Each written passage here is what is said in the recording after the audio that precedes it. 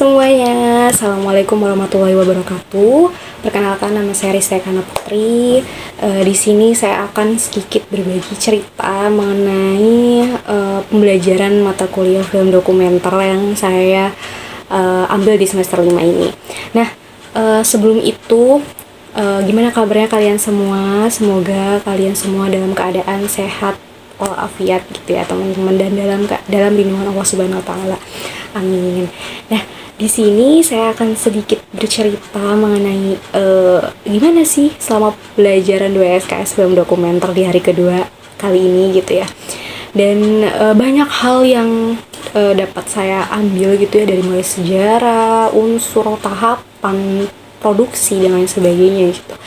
Dan dalam mata kuliah film dokumenter ini ada standar kompetensi yang harus kita penuhi gitu ya. Salah satunya adalah membuat film dokumenter di dalamnya. Dan sebelum ke tahap itu, perlulah kita tahu apa sih film dokumenter itu gitu kan. Nah, di kali ini mata kuliah film dokumenter dimulai dengan pertanyaan dari Bapak dosen, Bapak Adi, kepada kami mahasiswa kayak, what do you think about film dokumenter gitu? Apa sih yang kalian pikirin tentang film dokumenter? Apa sih yang ada di benak kalian tentang film dokumenter gitu? Dan teman-teman menjawab itu sejarah gitu, atau kisah nyata gitu. Dan itu benar gitu, memang film dokumenter adalah mempresentasikan atau merekam kenyataan gitu, atau bisa dianggap bahwa film dokumenter adalah merekam kembali suatu kejadian yang pernah terjadi atau yang sedang terjadi dalam kehidupan gitu. Jadi benar-benar nyata dan ada gitu. Lalu selain itu juga kita juga dijelaskan mengenai sejarah perkembangan industri perfilman di dunia gitu ya, dari zaman dahulu, di mana Bapak Adi dalam PPT-nya itu dimulai daripada tahun 1872, di mana Leland Stanford itu mengambil gambar gitu ya, merekam suatu gerakan kaki kuda dengan 12 kamera. Namun hal itu gagal karena, atau dianggap tidak pas karena memang agak goyang gitu kan. Lalu di tahun 1877 itu Muybridge, maaf jika ada kesalahan penyebutan nama gitu ya, Muybridge kalau nggak salah, dengan John D. Isaac itu melakukan rekaman kembali gitu ya, merekam kembali gerakan kaki kuda, mengambil gambar kembali gerakan kaki kuda dengan 24 kamera yang dihubungkan dengan elektronik baterai, dan hasilnya memuaskan gitu ya. Gerakan kaki yang tersebut bisa terlihat gitu dari setiap gambar-gambarnya.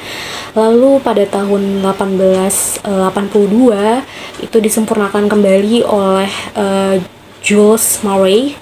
Itu beliau itu mengambil gerakan burung yang sedang terbang dengan 12 kamera yang diambil dalam waktu 1 detik gitu.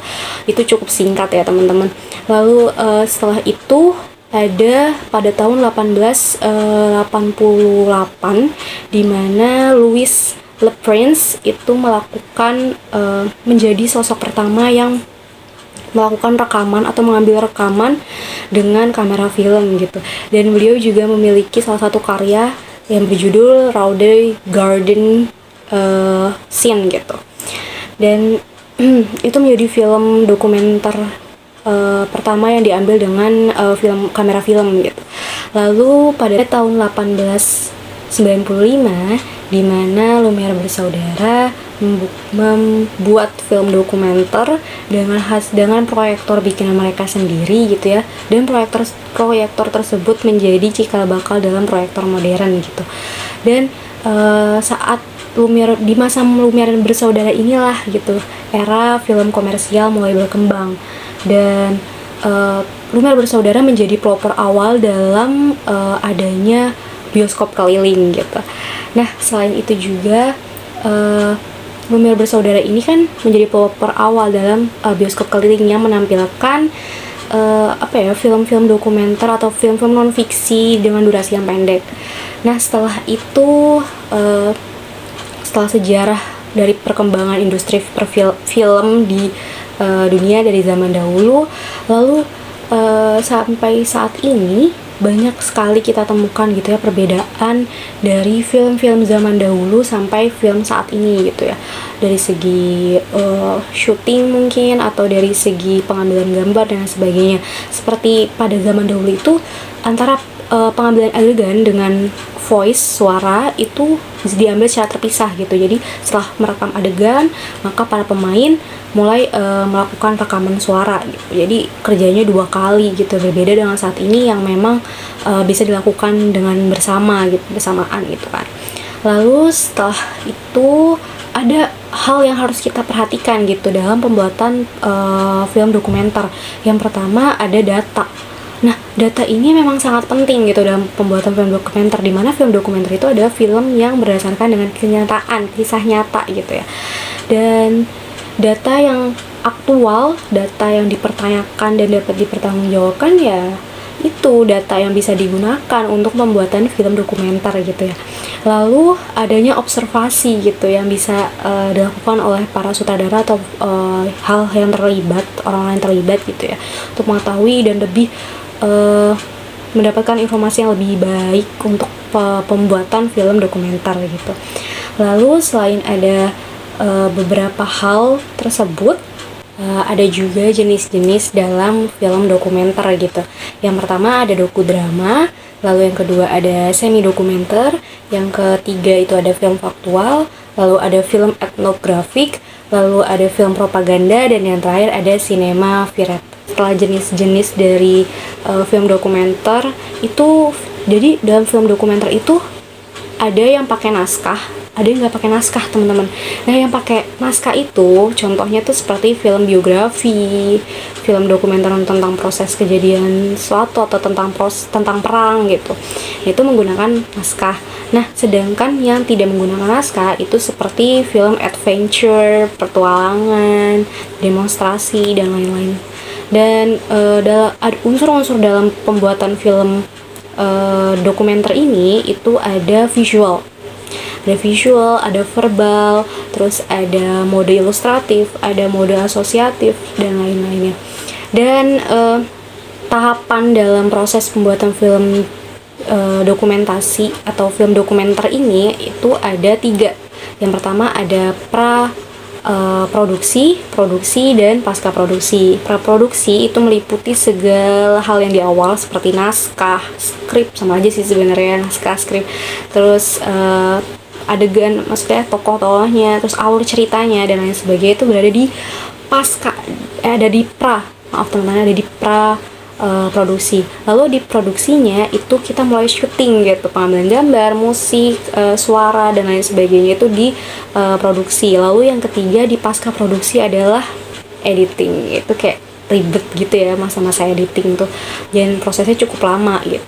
Dan point of view dari pembuatan film dokumenter itu sendiri adalah, yang pertama itu film dokumenter itu ketika kita membuat film dokumenter yang langka atau belum pernah ada gitu yang membuat sebelumnya gitu, atau ini nih unik gitu, itu pasti akan menarik banyak peminat gitu ya kan, banyak yang suka sama film yang kita buat gitu. Lalu yang kedua adalah tidak hanya pengetahuan di dalamnya, tapi juga ada terselip hiburan, jadi orang-orang bisa menikmati film dokumenter yang kita buat gitu. Lalu yang ketiga itu ada tidak hanya apa yang bermain gitu ya, tidak hanya tokoh yang bermain atau aktor yang bermain, tapi juga seluruh yang terlibat dalam film dokumenter itu memiliki feeling yang dan kepekaan atau perasa yang baik gitu, sehingga film yang dibuat pun bisa sampai ke penonton dengan baik dan enak gitu, bisa dinikmati dengan baik. Dan saya rasa cukup sampai di situ. Cukup seru, banyak banget yang bisa diambil gitu ya dalam proses pembuatan film dokumenter, sejarah, dan lain sebagainya. Dan itu menambah ilmu kita, dan kita jadi punya beberapa list film yang mungkin bisa kita tonton gitu ya di selanjutnya. Dan di akhir pertemuan kita membuat kelompok, dan bakal ada review film gitu ya dari beberapa teman-teman mahasiswa, teman-teman kelas gitu. Dan mungkin di episode selanjutnya bakal ada beberapa review film gitu. Jadi tetap nonton dan sampai ketemu di pertemuan ketiga. Terima kasih banyak untuk setelah menonton. Assalamualaikum warahmatullahi wabarakatuh. Maaf jika ada kesalahan-kesalahan dalam penyebutan kata atau lain sebagainya. Terima kasih.